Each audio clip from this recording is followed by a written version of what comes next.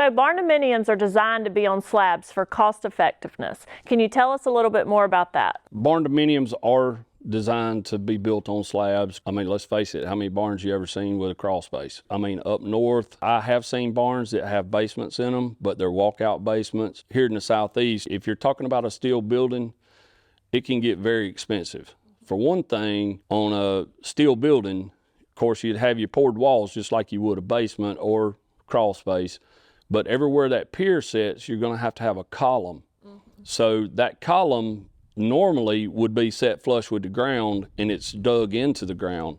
So if you put a steel building on a crawl space, you're going to have to box that out, and that has to be engineered. You got no outside forces. It has to be standalone, almost like an isolated pier. Where on a conventional house, you have your footings poured and then you pour walls or lay block for your crawl space. It's just not very cost effective to do it with a steel building because concrete has gotten so expensive. And of course, the engineering comes into play too. On a steel building, that pier is carrying all the load of the steel, plus it's offering counterbalance to the top of the building. I mean, it really would depend on your engineer. It's just not very cost effective to put a steel building on crawl space. It can be done if you just absolutely have to have it. But if I had to have the crawl space, I would just stick frame it out of wood for cost effectiveness. You know, concrete being what it is, you know, most of your barndominiums were designed, and they are designed. And let's face it, for young couples that are getting started in life, you know, pouring a slab is a lot cheaper than putting the floor system, because the floor system has to be engineered.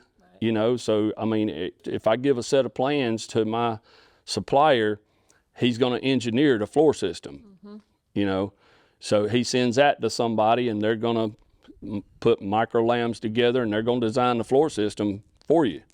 Because we're seeing such longer spans, and that's the specialty wood I was talking about. The specialty wood costs money. They're not really designed to go on crawl spaces, but they can be done.